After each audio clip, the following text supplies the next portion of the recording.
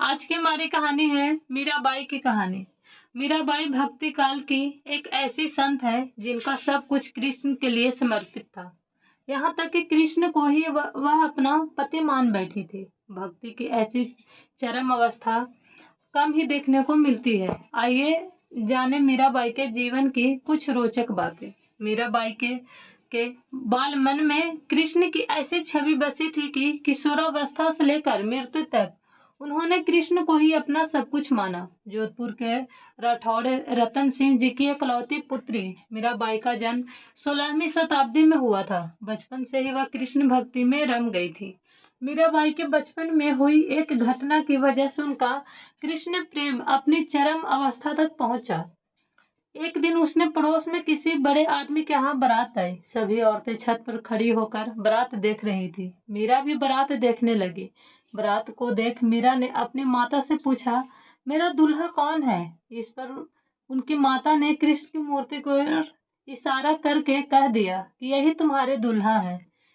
बस यह बात मीरा के बाल मन में एक गांठ की तरह बंध गई। बाद में मीराबाई की शादी महाराणा संगा के पुत्र भोजराज को आगे चलकर महाराणा कुंभा कहलाए से कर दी गई। इस शादी के लिए पहले तो मीराबाई ने मना कर दिया, लेकिन जोर देने पर वह फूट फूट कर रोने लगी। शादी के बाद विदाई के समय वे कृष्ण की वही मूर्ति अपने साथ ले गए जिसे उनकी माता ने उनका दूल्हा बताया था। ससुराल में अपने घरेलू काम का निपटाने के बाद मीरा रोज कृष्ण के मंदिर चली जाती और कृष्ण की पूजा करती, उनकी मूर्ति के सामने गाती, नृत्य करती। उनके ससुराल वाले तुलजा भवानी यानी दुर्गा को कुल देवी मानते थे। जब मीरा ने कुल देवी की पूजा करने से इनकार कर दिया तो परिवार वालों ने उनकी श्रद्धा भक्ति को मंजूरी नहीं दी। मीराबाई की ननद उदाबाई ने उन्हें बदनाम करने के लिए उनके खिलाफ एक साजिश रची। उन्हें राणा से कहा कि मीरा का किसी के साथ गुप्त प्रेम है और उसने मीरा को मंदिर में अपने प्रेमी से बात करते देखा है। राणा कुंभा अपनी बहन के साथ आधी रात को मंदिर गया।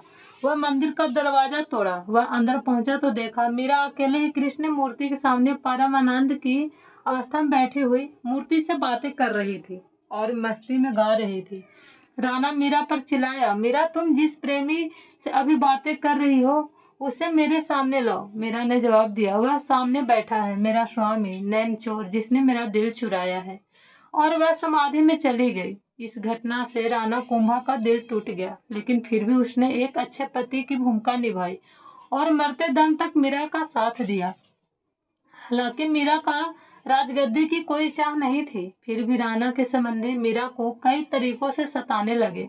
कृष्ण के प्रति मीरा का प्रेम शुरुआत में बेहद निजी था, लेकिन बाद में कभी कभी मीरा के मन में प्रेमानंद इतना उमड़ जाता कि वह आम लोगों के सामने और धार्मिक तत्वों में नाचने गाने लगती थी। वे रात में चुपचाप चित्तौड़ के किले से निकल कर जाती थी और नगर में चल रहे सत्संग में हिस्सा लेती थी। मीरा का देवर विक्रमादित्य को चित्तौड़गढ़ का नया राजा बना बहुत कठोर था। मीरा की भक्ति, उनका आम लोगों के साथ घुलना मिलना और नारी मर्यादा के प्रति उनकी लापरवाही का उसने कड़ा विरोध किया।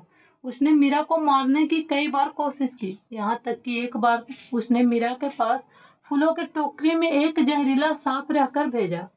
मीरा को संदेश भिजवाया कि टोकरी में फूलों के हार है। ध्यान से उठने के बाद जब मीरा ने टोकरी खोली तो उसमें देखा, उसमें से फूलों के हार के साथ कृष्ण की एक सुंदर सी मूर्ति निकली। राणा का तैयार किया हुआ कांटों का बिस्तर भी मीरा के लिए फूलों का सेज बन गया था। जब मीरा उस पर सोने चली जाती, जब यह तनाव बर्दाश्त से बाहर हो गई तो उन्होंने चित्तौड़ छोड़ दिया। वह पहले मेड़ता गई, लेकिन जब उन्हें वहां भी संतोष नहीं मिला, कुछ समय के बाद उन्होंने कृष्ण भक्ति केंद्र वृंदावन का रुख कर लिया।